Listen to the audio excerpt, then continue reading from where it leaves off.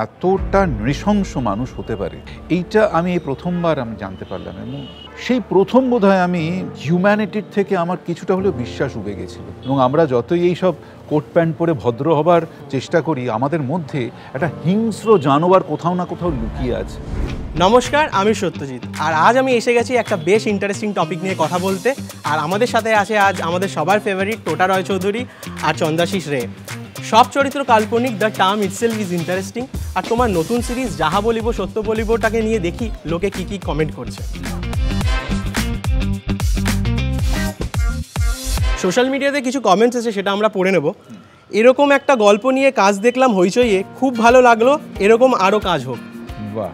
আরেকটা একজন কমেন্ট করেছেন, এক কথায় অসাধারণ। আমি এক কথায় বলবো ধন্যবাদ, সত্যি অন্তর থেকে ধন্যবাদ জানাই। কারণ এই কাজটা আমার, চন্দ্রাশিসের সবার, মিমির সবার খুব ভালোবাসার কাজ। যদি আপনাদের কাছে এই কাজটা আপিল করে থাকে, আমরা এটাই আশা করব যে আপনারা সপরিবারে যাহা বলিব সত্য বলিব হইচই তো দেখবেন।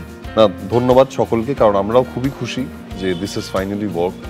এবং আমরা এই কন্টেন্টটা নিয়ে খুবই এক্সাইটেড ছিলাম, অ্যাট দ্য সেম টাইম একটু নার্ভাসও ছিলাম।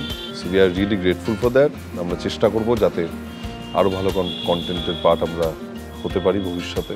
Will try our best. আচ্ছা টোটাদা, প্রথমেই তোমাকে একটা কোশ্চেন করি। তোমার জীবনের ট্রু ইভেন্টস নিয়ে যদি কোনো গল্প বানানো হয়, তাতে কাকে কাস্ট করবে? দেখো, আমি তো অভিনেতা, ভীষণ লোভী। আমার জীবনের কোনো ঘটনা নিয়ে যদি কোনো রকম ছবি বা সিরিজ বানানো হয়, তাতে প্রথমেই কিন্তু কাস্টিংটা আমি নিজেকেই করব।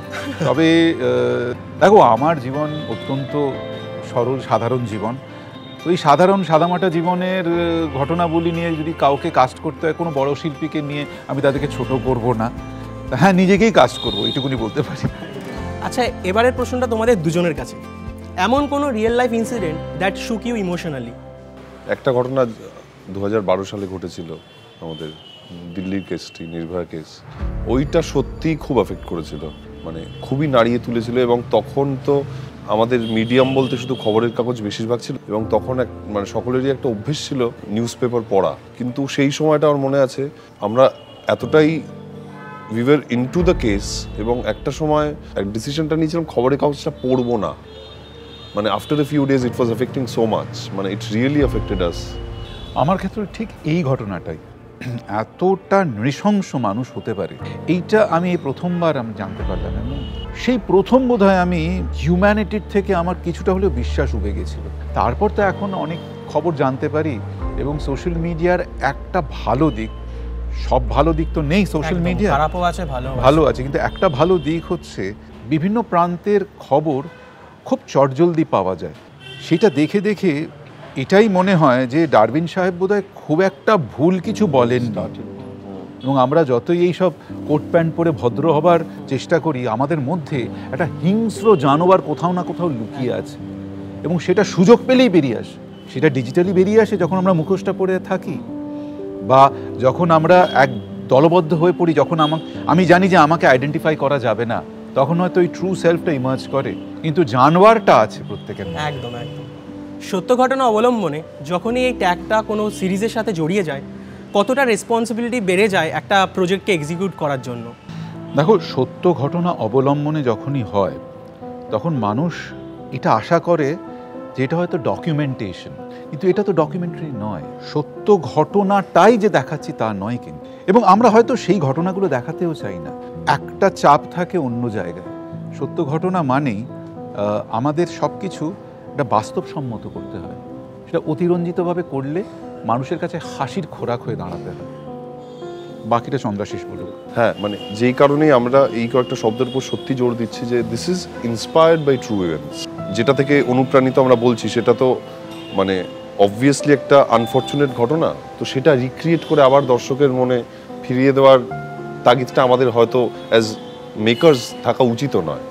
এবং আমার মনে হয় যে এই সত্য ঘটনা অবলম্বনে যেই জিনিসটা, মানে আমরা এটা ইন্সপায়ার্ড বাই ট্রু ইভেন্টস বারবার বলছি, সেইটা সত্যি করতে চাইলে সবার, যারাই করছে তাদের সকলকে একটু রেসপন্সিবলি করতে হবে। কারণ এখন যে কোনো কন্টেন্ট এরম নয় যে মানুষ অব্দি পৌঁছচ্ছে না। এখন তুমি যাই করো, যে কোনো মাধ্যম দিয়ে মানুষ অব্দি পৌঁছে যাচ্ছে। এবং মানে উইথ অল রেসপেক্ট, এখন কিন্তু আমাদের আর সেরম জায়গায় নেই একটা সিনেমা বা একটা সিরিজ রিলিজ করলে বা একটা টেলিভিশন শো রিলিজ করলে সেটার ব্যাপারে শুধু আমরা খবরের কাগজে বা আমরা মান্থলি একটি ম্যাগাজিনে পড়তে পারি। আমরা ইমিডিয়েটলি তার 5 মিনিটের মধ্যে একটা ইউটিউবে ভিডিও দেখবো, তার পরের দিন 4টে রিভিউ দেখবো, এবং নানান মানুষের এখন ওপিনিয়নটা ফ্রি হয়ে গেছে, which is good and which is very bad. সত্য ঘটনা অবলম্বনে যদি আমরা কাজ করি, we have to be responsible, কারণ বিনা কারণে negative opinions, we don't welcome that, we should not as makers. But আরেকটা কথা কি জানো তো সত্যজিৎ, কেস স্টাডিজ, অনেকগুলো কেস স্টাডিজ করে আমরা দেখেছি, শুধুমাত্র এই কেসটির কথা বলছি না, ঘটনাগুলো যদি সত্যই সত্য দেখাতে হয় তাহলে সেটা কতটা নির্মম এবং নৃশংস সেটা তোমরা কল্পনাও করতে পারবে না। আরেকটা যেটা আমরা করতে চাই না, যেটা কনসিয়াসলি আমরা প্রথম থেকেই মাথায় রেখেছিলাম প্রত্যেকেই, যে আমরা একটা সিরিয়াস কেসকে সেন্সেশনালাইজ করতে চাই না। আমরা একটা ঘটনা নিয়ে একটা ফিকশন রচনা করছি, যার মধ্যে দুজন লয়ারকে আমরা পুরোধায় রাখবো, তাদের নিয়ে গল্পটা এগোবে।